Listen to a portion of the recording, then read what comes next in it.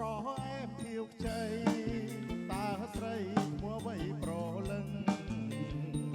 បងសួរចង់ដឹងនឹងសូមជាគូវាសនាស្រីស្រស់ថ្ពាល់គួចលួចចោលកន្ទុយនេត្រាបាញ់ព្រួយស្នេហាចំអរា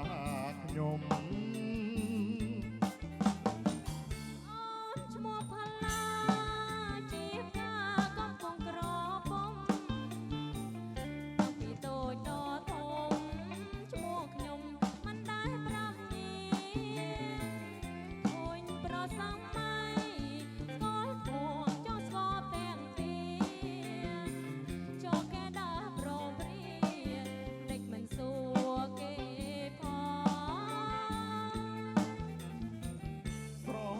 ផល្លា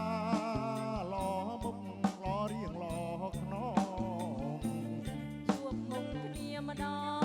ងបងសូមសោសោនស្ដីស្រឡាញ់បងទៅបងជាមេស្រុកព្រំថ្មីមេស្រុកខ្លួនបីប្រប៉ុន